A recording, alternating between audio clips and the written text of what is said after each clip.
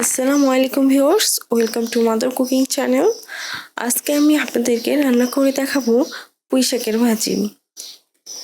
এই রেসিপিটি রান্না করা ঠিক যতটাই সহজ এবং খুবই অল্প সময়ের মধ্যেই এই রেসিপিটি তৈরি করে নেওয়া সম্ভব। আজকে আমি আপনাদেরকে কোনো প্রকার ঝামেলা ছাড়া পুঁই শাকের ভাজি রান্না করে দেখাবো। চলুন তাহলে শুরু করা যাক। এখানে আমি প্রায় হাফ কেজির মতো পুঁই শাক নিয়েছি। আমি এই পুঁই শাকগুলোকে আগে থেকেই ধুয়ে রেখেছিলাম। এখন আমি এই পুঁই শাকগুলোকে ছোট ছোট করে কেটে নিব। আর পুঁই শাক নির্বাচনের সময় একটি বিষয় মাথায় রাখতে হবে যে আপনারা যত নরম ও তাজা পুঁই শাক নেবেন, ভাজিটার টেস্টও কিন্তু ততটাই বেশি হবে। তাই পুঁই শাক নির্বাচনের সময় আমাদের সাবধান থাকতে হবে। এখন আমি পুঁই শাক রান্নার উপকরণসমূহ আপনাদের দেখিয়ে দিচ্ছি।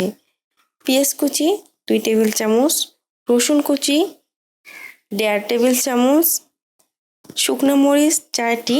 আমি শুকনো মরিচগুলোকে মাছ বরাবর কেটে নিয়েছি। এখন আমি চুলার উপর একটি কড়াই বসিয়ে চুলাটি অন করে চুলার আঁচ মিডিয়ামে রাখবো। দিয়ে দিচ্ছি সয়াবিন তেল 3 টেবিল চামচ, দিয়ে দিচ্ছি জিরা খুবই সামান্য পরিমাণে, শুকনো মরিচ 4টি। আর এই শুকনো মরিচগুলোকে আমি মাছ বরাবর কেটে নিয়েছি। এই শুকনো মরিচগুলোকে এখন আমি খুবই ভালোভাবে ফ্রাই করে নেব। আর এই শুকনো মরিচ দিয়ে পুঁই শাকের ভাজি করার কারণে পুঁই শাকের ভাজির স্বাদটা অনেক বেড়ে যায়। ফ্রাই করার এক পর্যায়ে শুকনো মরিচগুলো থেকে খুবই সুন্দর একটা স্মেল বের হওয়া শুরু হয়ে গেছে। ঠিক এই সময়ে দিয়ে দেব পেঁয়াজ কুচি 2 টেবিল চামচ, রসুন কুচি 1.5 টেবিল চামচ। এখন আমি এই সব উপকরণসমূহকে খুবই ভালোভাবে ফ্রাই করে নিব। ফ্রাই করার এক পর্যায়ে পেঁয়াজগুলো যখন হালকা বাদামি কালার ধারণ করবে তখনই দিয়ে দিব আগে থেকে ধুয়ে কেটে রাখা পুঁই শাকগুলো।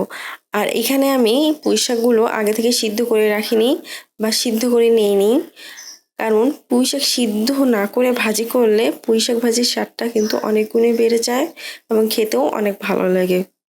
এখন আমি এই শাকগুলোকে খুবই ভালোভাবে নেড়ে দিব।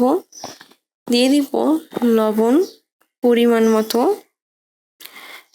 লবণ দিয়ে এই শাকগুলোকে আমি খুব ভালোভাবে নেড়ে দিচ্ছি যাতে প্রতিটা শাকেই লবণ লেগে যায়।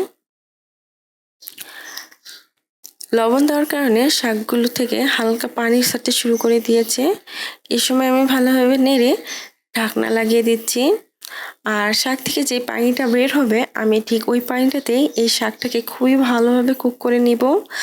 আর এভাবে শাক রান্না করার কারণে শাকটা খেতে খুবই ভালো লাগে এবং শাকের ডাঁটাটাও খেতে খুবই ভালো লাগে। আমি প্রায় 3 থেকে 4 মিনিট পর পর ঢাকনা খুলে এই শাকটাকে নেড়ে দিচ্ছি। আপনারা দেখতে পাচ্ছেন এই শাকটা থেকে এখন ঠিক কতটা পানি বের হয়েছে। খুব ভালোভাবে নেড়ে আবার ঢাকনা লাগিয়ে দিচ্ছি, এতে করে ডাঁটাটা খুবই ভালোভাবে কুক হবে। এভাবে আমি প্রায় 3 থেকে 4 বার ঢাকনা খুলে এই শাকগুলোকে নাড়িয়ে দিয়েছি। রান্না করার এক পর্যায়ে শাকগুলো খুবই ভালোভাবে কুক হয়েছে এবং শাকের ডাঁটাগুলো খুবই ভালোভাবে কুক হয়ে গেছে। ঠিক এই সময় আমি চুলাটি অফ করে দিব। তৈরি হয়ে গেছে খুবই মজাদার পুঁই শাকের ভাজি। প্রিয় দর্শক, এই ছিল আমাদের আজকের রেসিপি।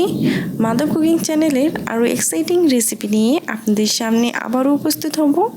ভিউয়ার্স, আপনাদের সকলকে অনেক অনেক ধন্যবাদ জানাচ্ছি পুরোটা সময় আমাদের সাথে থাকার জন্য।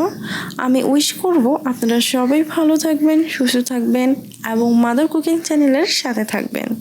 এই চ্যানেলে নতুন হয়ে থাকলে চ্যানেলটি সাবস্ক্রাইব করুন এবং ভালো লাগলে লাইক, কমেন্ট ও শেয়ার করুন।